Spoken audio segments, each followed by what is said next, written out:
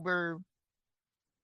I'd like to welcome you to the October Story from the Archive. We try to do this each month of stories and themes, either based on our collection or based on our area and local history. Well, welcome to Ghostly Tales of West Florida, otherwise known as Halloween in the Archive. Every October, if the leaves turn into their autumn colors and cool and colder wind begin to howl around the trees, and the days grow shorter and the dark tentacles of the night seem to spread faster and quicker, our calendar turns to Halloween, perhaps a holiday on the calendar that's one of the oldest of them all. We dress up and we do trick or treat, we play prank, but underneath it all is the unsettling feeling that perhaps we are not alone in the physical world. And so we talk of ghosts and hauntings and things that go bump in the night. Our ghost story grows from unexplained occurrences, sometimes growing from a single tale to a whole harvest of fright.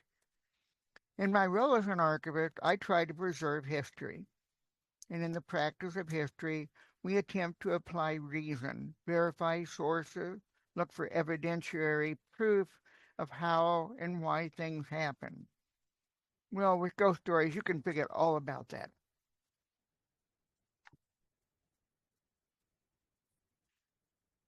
Pensacola may perhaps be one of the most haunted cities in the South. Certainly, we're one of the oldest, even though Pensacola, of course, was settled in 1559, and our settlement lasted for 3 years. And then the Spanish came back in 1698. But nevertheless, because of where we were, there are battles, constantly battles raging here in the 16th century, 17th century between the British and the Spanish and Americans and other kinds of things. And being a big port on the Gulf of Mexico, we got a lot of ships come in. And they were rough guys. They were sailors and other kinds of things. Um, they've also brought in plagues, and so we have periods in Pensacola history where hundreds of local people passed away because of yellow fever and other kinds of things.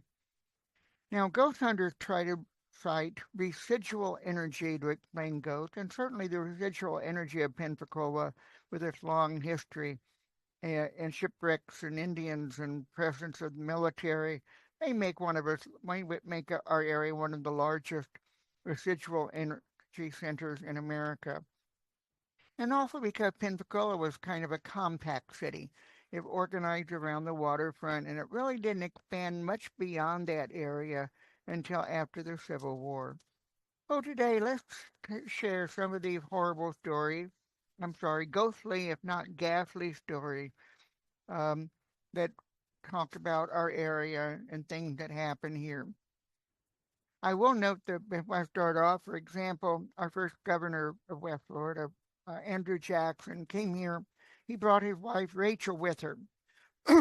And Rachel wrote a couple of letters, and one of them she talked about how the Spanish had this facility called the Tivoli, and there were dancing and drinking and gunfights and knife fights and all kinds of things every evening in Pensacola, and she was absolutely horrified.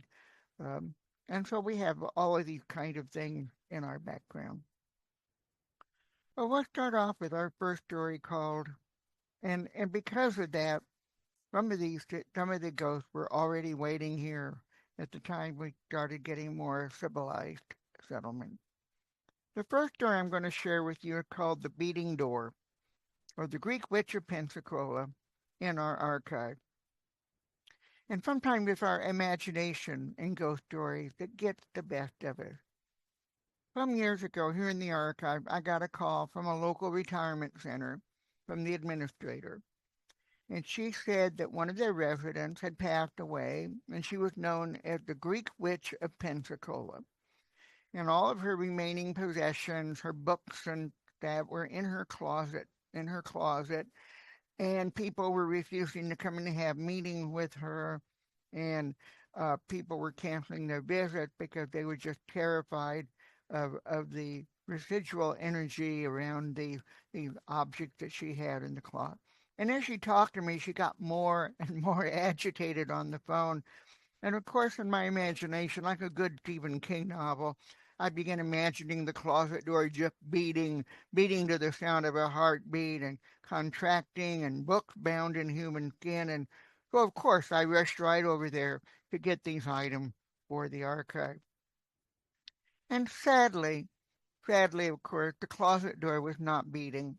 There were no weird books, and actually only about 7 books, and one of which was the Gideon Bible, and it had been stolen from a hotel room, and and the and then it had these other books that were the Spirit book and a book on the Medium book and other kinds of things. And when you look at the cover of these things have been published many times, and so they're fairly common literature.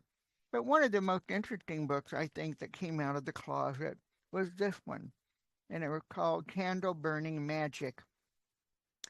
And actually, the Greek witch actually went through and marked with stars the one that she had the most um, success with.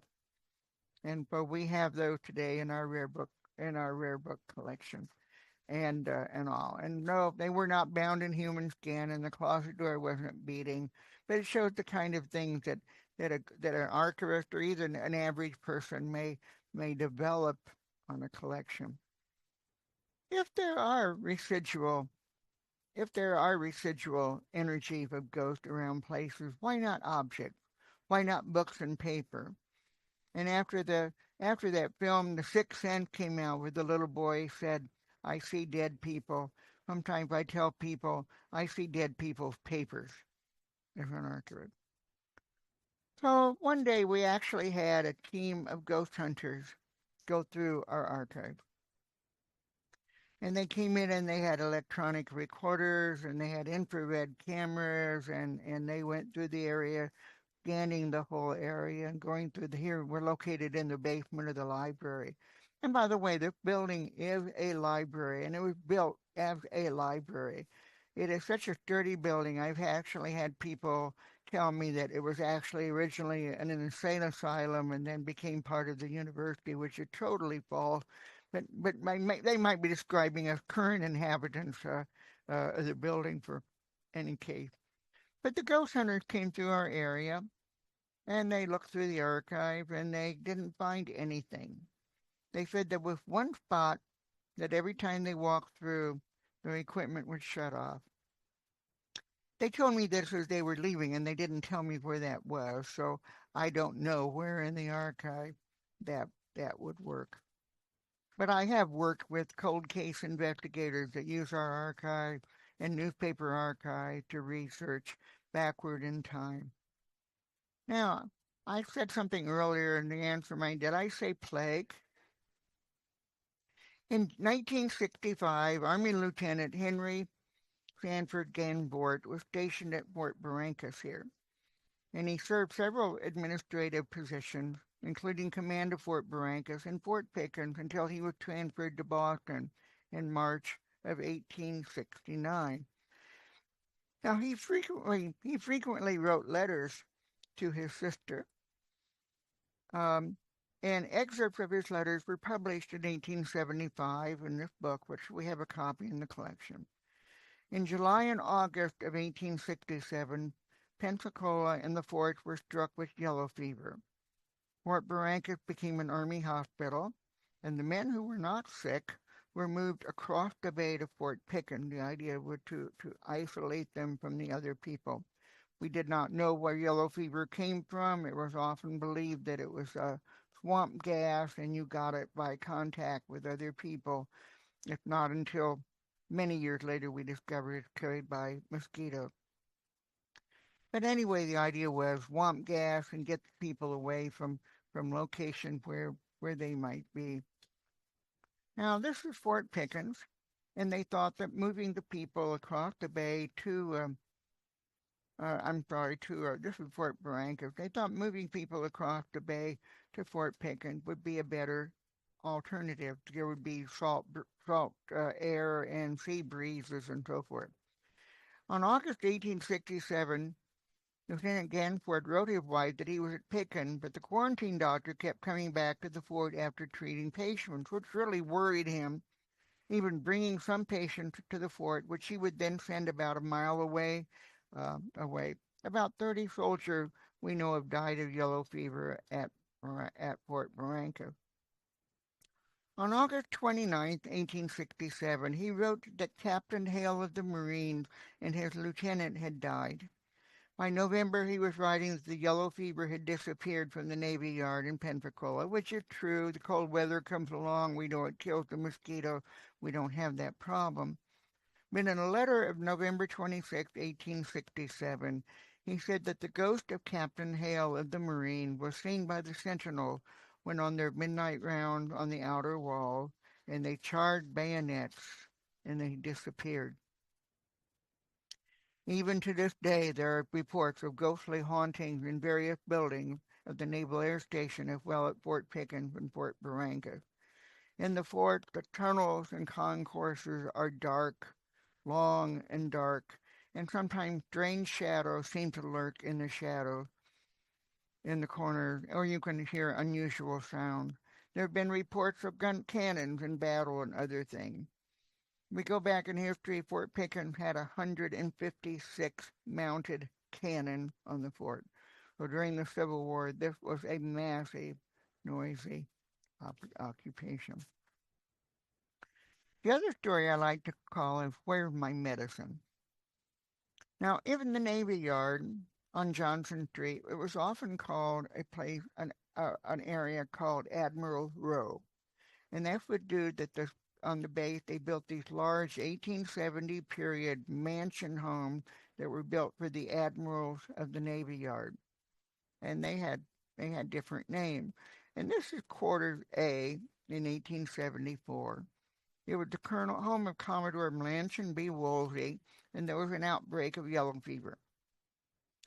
Now, Woolsey didn't want to become victim to the yellow fever, so remember thinking it came off of swamp gas and all that.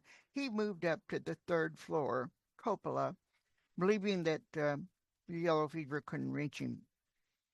His daily supplies of food and, quote, medicinal rum were delivered to him by a wicker basket that he lowered by a rope and then raised it up. It was said one day his medicine was not in the basket, and so he came downstairs and shortly thereafter contracted yellow fever and died in the residence. It is said that his spirit occasionally walked the third floor cupola, and there have been reports of seeing his hand and arm on a stairway railing. And other residents and visitors have noted the strong odor of pipe tobacco at various times. Another story that I'm more familiar with is called The Dreadful Stain. Another haunted site in Pensacola is the Pensacola Lighthouse, and especially what they call the Keeper's Quarters, which is the little building next to the lighthouse. I know a little bit more about this firsthand because a good friend of mine who worked here in the library was a volunteer at the lighthouse, and she often was the only one there in the keeper's quarters, and she would be there during the day, and she would close up in the evening, and so forth. And she spent a lot more time there after she retired. Now, they believe that the lighthouse is haunted by Jeremiah Ingraham, and although he died in 1840 and the permanent lighthouse was built in 1858, he's still believed to haunt it. And he believed to have been killed by his wife, Michaela, in 1840 on a foul night. The darkness was rent with her screaming and yelling, and one account says she burst through the front door of a residence covered in blood with blood dripping from her butcher knife, and she was taken to jail and claimed self-defense. And surprisingly, she was released, and she became the keeper of the lighthouse for the next 15 years, from 1840 to 1855. Now, families that have lived in the lightkeeper quarters, they have reported open and locked doors, a stain by the fireplace that after scrubbing and scrubbing and scrubbing still come back the next day and is believed to be Jeremiah's blood. My friend Diane, who worked at the lighthouse, said that one late day she heard someone walking up the stairs. There's a basement below this, walking up the stairs and from the basement, and she said she went to check on them, and when she opened the door, there was nobody on the stairs, and there was no one downstairs, and there was no one on the first floor except her. She told me that one of the other tour guide one day was giving a tour, and they had closed all the doors, they were all locked, and the lighthouse the person started talking about Jeremiah and sort of mocking the ghost and laughing about it. And with that, one of the doors flew open. One of the supposedly locked doors just flew open, and he never mocked Jeremiah again.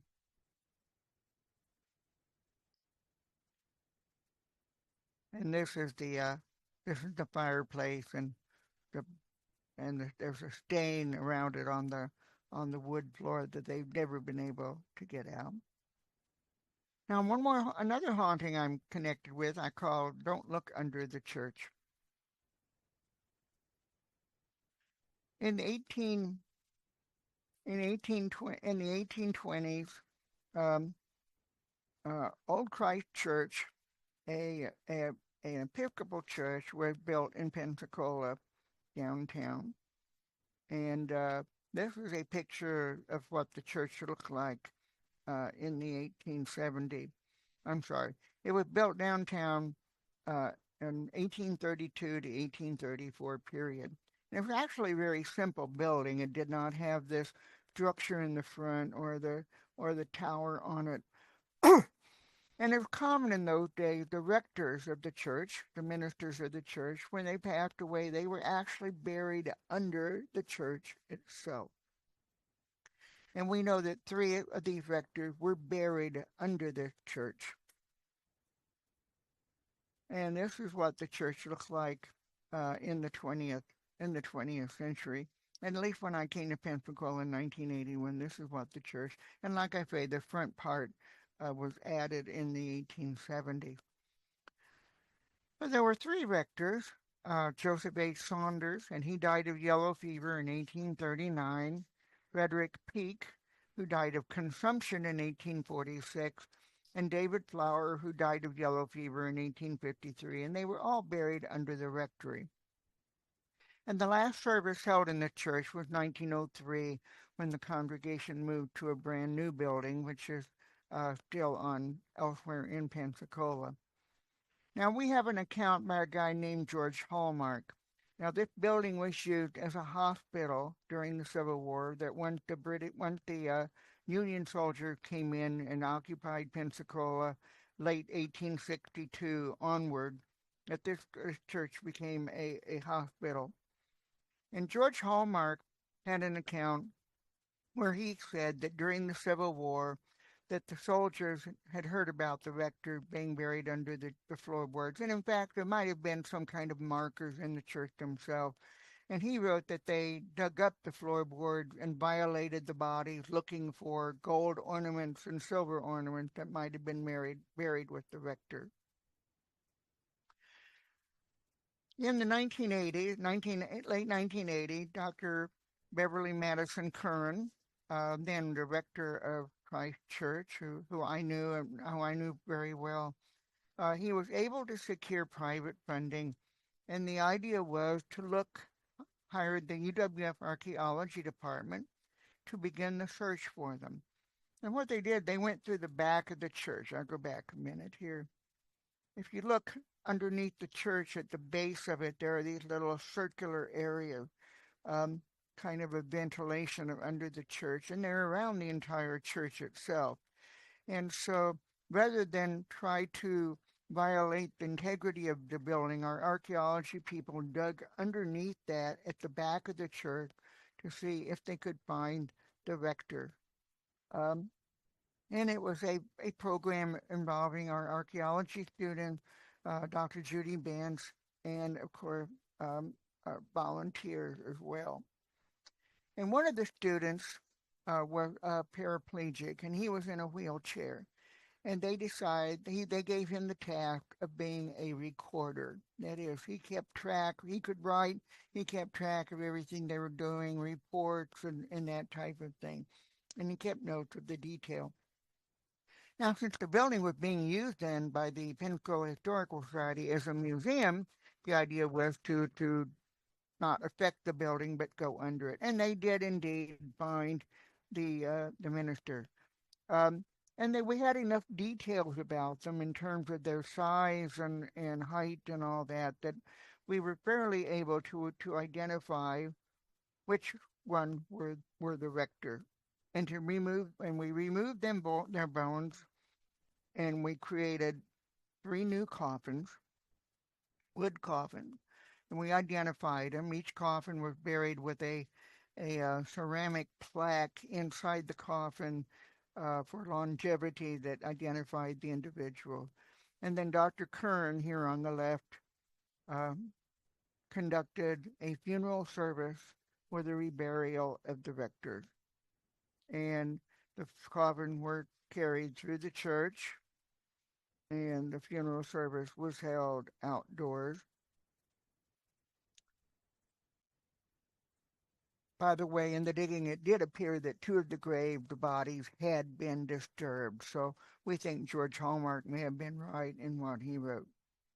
So while this profession is going on, the student is writing the notes. He's writing down all the notes of the profession, what's going on, and so forth, and that kind of thing. Everything going just fine. Then the next day, um,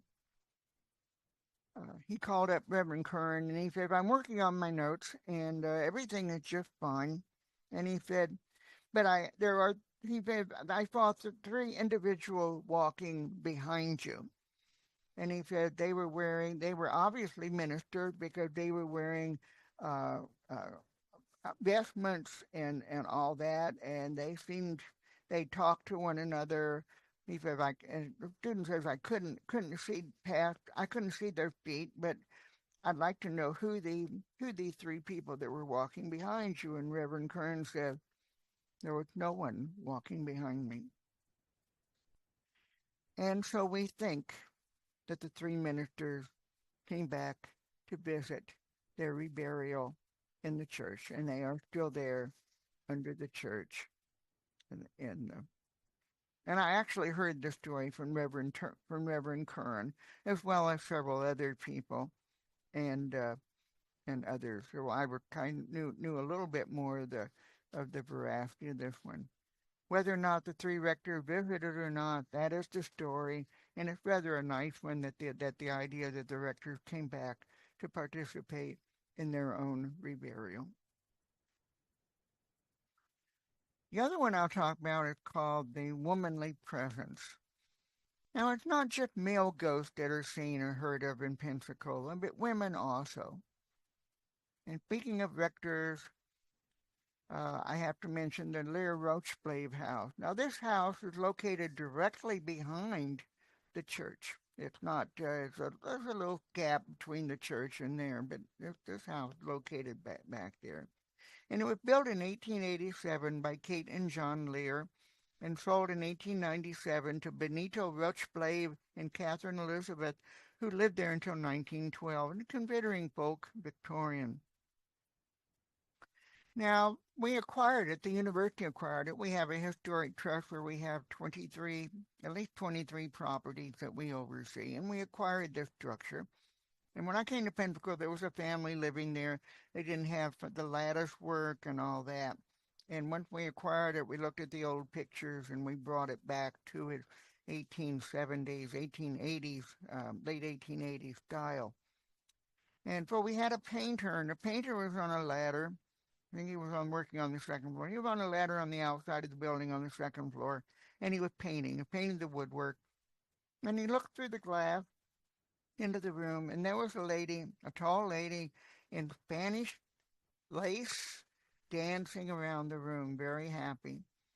The only problem was He could see through her. And he scrambled down that ladder as fast as he could, went and got the other workmen, and they went through the entire house, and they did not find anyone there. Now, often they say in that room where he was, where he saw the lady, there's often sometimes the presence of perfume and and all. And so we don't know. There's remnants in the building. Another house in this area called the Door House. The Door House was built in 1870. Clara Berkeley Dorr married Eben Walker in 1849. He was the first sheriff of Escambia County and a partner in the Simpson and Company sawmill in Baghdad, Florida. He died in 1870 and he left his widow $51,000, which is a pretty lot of money in 1870. And she used the money to buy this piece of land and to build this classic Greek style revival house. She and her 5 children lived here until 1896. It was purchased and restored in 1964 and today is part of the UWF Historic Trust. Many guides and visitors have reported the ghost of a lady who glided through the rooms. She'd been seen on the balcony and of often a strong odor scent of roses in the house. Also in this area is Romana Street. Now this is an 1870 period map of Pensacola. And as you can see, the bay comes right up to the city. And in the center of the map is what's called the Spanish and British fort of Pensacola, with the city surrounding it. And if you look at it real closely, the city does not expand outward very large. Now, if you wanted to be a pirate and you wanted to pillage the city, you didn't come directly because you got a fort back there. So you would go on the east or west side of Pensacola and creep in from the side. And so this is a side view of Pensacola. And the bay comes up along the right side, and then you could come in through that area. And so Romana Street, which I have a little arrow right there where it's Romana Street area in. So this 1892 map shows you where Romana Street intersected with what we call the bay.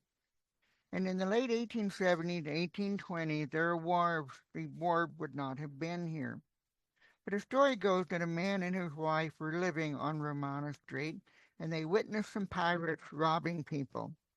And they were spotted by the pirate, who killed the husband and attempted to carry off the woman. Her name was Susan Walton, and she put up a fight and gouged the eye out of a pirate who beheaded her on the spot. And supposedly she still roamed Romana Street to this day looking for her missing head. And so some people say they come across this one. Another thing in this area, in this Seville Square area, there are a lot of merchants who've seen a little boy. Even in modern time, they find a little boy, like he might have been a yellow fever family and looking for a family or mother or something like that. So these ghosts do appear, and they do happen to people. Now I can't talk about ghost story without talking at least about one hanged man, and we have one. This building is called the Pensacola Little Theater today, and the ghost at the corner of Zaragoza and Jefferson Street. Now, this building was not always a theater. It was a jail and a court building. And right next to the jail, outside was a hangman noose, scaffold and noose. And so if a person was committed and they were sentenced to death, they took them right out and hung them right here. No appeal, none of that. And also, if you were already in jail, there probably was a good incentive for you to not go out and commit any more crime. The website newspaper story, the Pensacola Little Theater staff report that the building is haunted by a man named Hosea Poole, and he is the last man hanged in the building. They allege that he killed his brother with an axe. He killed his brother with an axe and over an affair and an affair with his killed his brother who was having a supposedly having an affair with his fiancee, and they died. She died on the courthouse steps on the very day of the hanging. Now it's true that Hosea Poole was hanged on the site, and it was the last hanging in Escambia County. Paul's brother Albert had charged him with theft of his bicycle, and Hosea, while waiting in jail, was made a trustee and actually sent out of the jail on errands. One night, his brother visited him, and he was allowed out of the jail, so they took a walk down the dock. Hosea later confessed that he lost control of his temper, killed his brother with an axe, tied it to his body, and rolled him into the bay. The newspapers reported that he met death calmly and spent the day before his hanging with his wife and mother.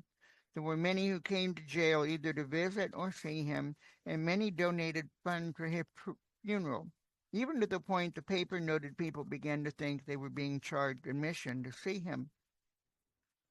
There are no reports in the paper of the supposed death on the courthouse steps of his fiancee. I could find no record of the fiancee, and actually the paper would have reported. I mean, that's a sensational kind of thing that papers like to report. I also note he freely admitted what he had done and accepted his fate calmly. Now, these are not usually the hallmarks of residual energy. Residual energy really comes from, we think, very violent death, sudden death, people that do not want to leave this plane. And for this is kind of the story that I like to tell because it rises from where we try to find research thing, and we try to match what the story is to some type of evidentiary effect. And sometimes we can, and sometimes we cannot. Now, another story that I like connected with our collection, I call Mary, Are You There? In the 1920s, there was a man named Robert E. McIntyre who lived in Pensacola. He was known as Mac or Mr. Mac and was in his mid 40s. As a chemist, he created a tonic, an elixir, if you will, called antiphymin. And he notes in the paper, he posts in the ads in the paper about it, that if most useful, it heals burns and blisters and insect bites and cures rheumatism and neuralgia and aches and pains and all this kind of thing. And so he created this patent medicine, which was advertised in the newspaper and noted that other people were interested in other kinds of things. Now, his real name was Vincent J. McIntyre, and I can't find any real information to why he changed to Robert McIntyre. But but his will, probate record, and even his letter all say Robert E. McIntyre. Now, he advertised this healing gas, in newspapers all over the South. Well, I have ads here from 1920 from the Lafayette Sun, the Montgomery Advertiser, and others. And it was a tonic that uh, contained turpentine, pine oil, kerosene, white gas, wheat oil, hartshorn, and camphor.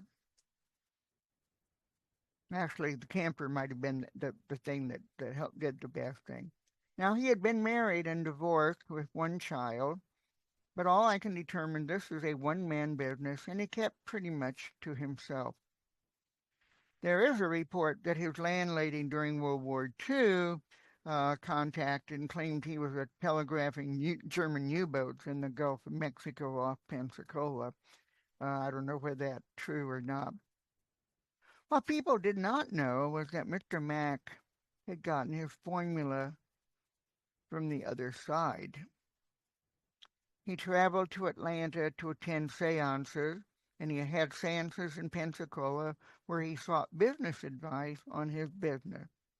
These are some of his papers that we have in the archive. Primarily his business partners on the other side would come down from the ninth or 12th plane and inhabit the body of the medium and write down information and instruction in response to the question. And these are examples of the spirit handwriting. And if you notice, the first line of this one says, Mary is here. And automatic handwriting, and the spirit comes into the medium and the hand writes the answer to your question. Simple, very simple, two kinds of writing. Simple question written legibly and rough scribbles of the spirit speaking through the medium. And as I said here, the first one you see is Mary is here. And here in the archive, we hope not. Another ghost story that I like is called Where is Gustav? In the 1840s in Walton County, there was a private school, a private academy called Knox Hill Academy. It was run by Reverend John Newton. He was a Presbyterian minister. And when the war broke out, uh, the Florida Panhandle was more or less known for let go kill those Yankees and all that. And he was a pacifist. And so his opinion was not very widely accepted. And so he left his family in the care of his brother-in-law, and he worked for the Presbyterian Church, traveling as a traveling minister in Missouri, Iowa, and other places during the Civil War. After the Civil War, he came back and he took his family and he settled on Santa Rosa Sound in southern Okaloosa County, what is now Okaloosa County. And the area he settled in grew, and eventually he became postmaster of that area, a little area just outside of present-day Fort Walton Beach. Now, Reverend Newton had two daughters, Mary and Esther. And so that little location where he settled became known as Mary Esther, Florida. In 1897, his daughter Esther came to him and said she had met the most wonderful man and wanted to marry him. His name was Gustav Axelson, and he was a ship captain. They were married, and Reverend Newton's marriage book, which we actually have here in the archive, all of the marriages he ever performed, there's a column for payment, and everybody, all the marriages he did, didn't charge a dime until he got to his own son-in-law, and he charged his son-in-law $10 for marrying him. Now, Gustav and Esther moved to Pensacola and lived in one of the two Axelson houses in downtown Pensacola. And Gustav had a ship, and he sailed between Pensacola, between New Orleans, Pensacola, Key West, and up the eastern coast to Philadelphia. And what he would do is he would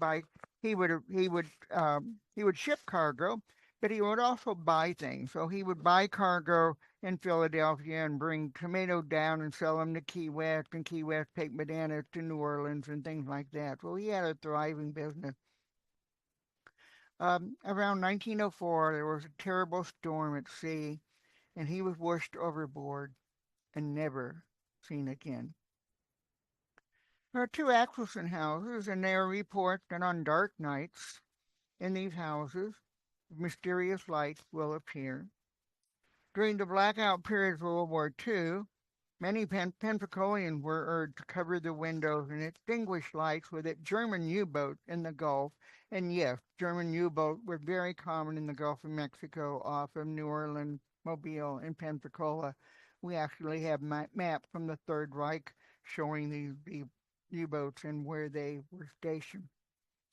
But Pensacola, part of the World War II was to cover the windows and cover lights so that you wouldn't attract U-boats. And one of the problems was the Axelson houses were always reported to the Civil Air Defense Patrol because you could see light from them. One of the houses had blue lights, and they were so bright they were noted in the paper, and they could never find the sources of these. And some sources say we think Mrs. Axelson Esther was roaming from room to room, waiting for Gustav to come home from the sea. But where do our ghostly tales come from that we talk about in Pensacola? Well, they come from newspaper stories. They come from word of mouth. They come from reminiscences written in oral history, letters and diaries and correspondence, and books and compilation, and websites and ghost hunter. Now, our interest in ghost stories always seemed to peak at Halloween, but our ancestors actually wrote more of their ghost stories at Christmas and New Year's, when it was believed that the longest night of the year, winter equinox, as well as Christmas and New Year, brought the real and spirit world closer together. That's why Charles Dickens, the book, um, all of Dickens' writing, his Ghost of Christmas, are always at the Christmas time. They're not set on Halloween because that was the feeling at the time.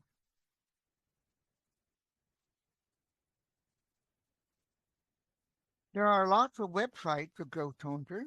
There are books written about haunts and haunting stories throughout Florida and Pensacola.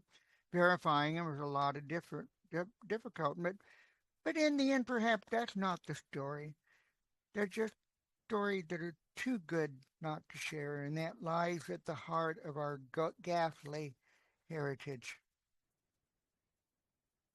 Now, some final words, and I can end today's program with at least one last story. And these are the words of Tom Moreno, a 96-year-old African American who was interviewed in 1937 here in Pensacola for the Federal Writers Project.